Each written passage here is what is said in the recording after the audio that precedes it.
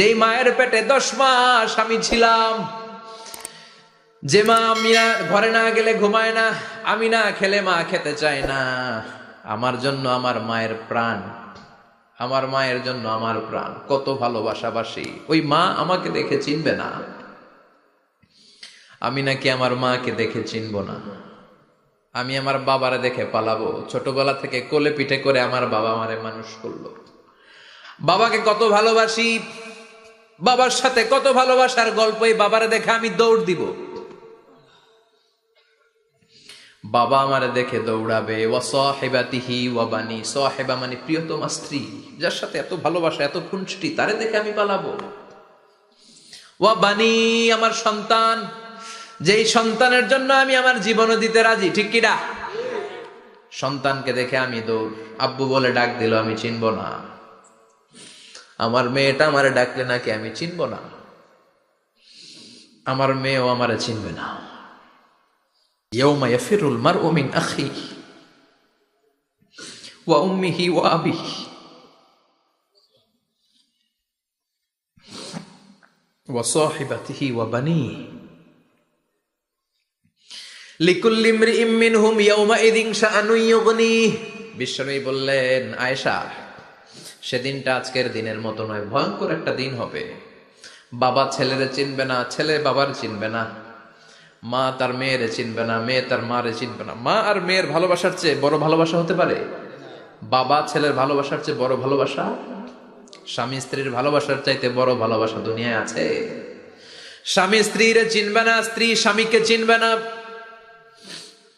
বন্ধু বন্ধুরে চিনবে না, ইমাম সাহেব মুসল্লিরে চিনবে না, মুসল্লি ইমাম সাহেবকে চিনবে না, নেতা কর্মীরে চিনবে না, কর্মী নেতাকে চিনবে না, পীর সাহেব মুরিদরে চিনবে না, মুরিদ পীর সাহেবরে চিনবে না।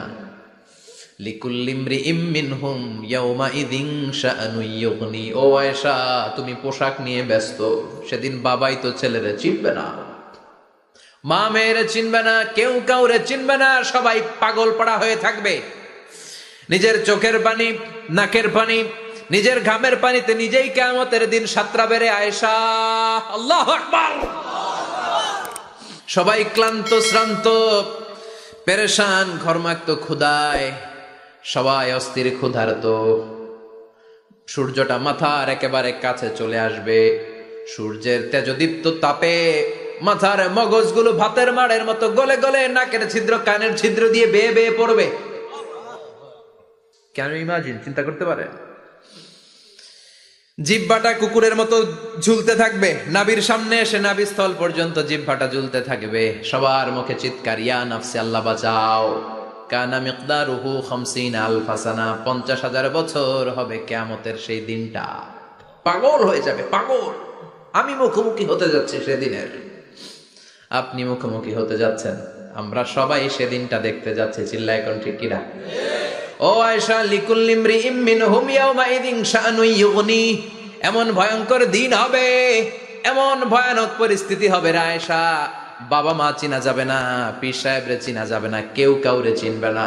আল্লাহ তুমি আমারে বাঁচাও, বাঁচাও বলে যে মাথাটা একবার উপরের দিকে করবে, কার গায়ে জামা আছে কার গায়ে জামা নাই সেদিক নজর দেওয়ার সময়টাও কেউ পাবে না রে আয়েশা। ওই নজরই থাকবে না, সবাই দাঁড়িয়ে যাবে। আল্লাহ বললেন, কাআন সাফসাফা, লেভেল প্লেন ফিল্ড আমি করে দেব। লা তারা ফিহা আওয়াজান ওয়ালা আমতা, উঁচু নিচু নাই, একেবারে সমান। কিয়ামতের ময়দানটা কেমন হবে? চিৎকার করে বলেন, কেমন হবে? সমান হবে, সবাই দাঁড়াবে। পাগল পাড়া হয় আর দাঁড়াতে পারে না। কতক্ষণ দাঁড়াবো আমরা? 50,000 বছর আমাদের দাঁড়িয়ে থাকতে হবে।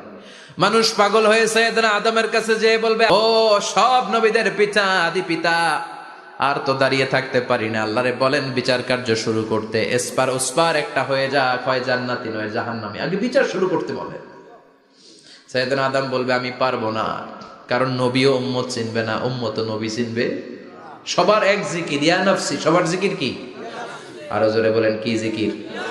সেদিন কিন্তু নবীরা উম্মতকে চিনবে না, উম্মত নবী চিনবে না, তাইলে পীর আর মুরিদের তো কোনো সম্পর্কই থাকবে না। চিল্লায় কোন ঠিক কিনা? চিনবে না, কেউ কারো পরিচয় দিতে চাইবে না। ভয়ানক এক পরিস্থিতি। এজন্য এটারে বলে কিয়ামতের ময়দান। দুনিয়াতে কোনো ভয়ঙ্কর পরিস্থিতিতে আমরা বলি কিয়ামত, কি বলি? কিয়ামত।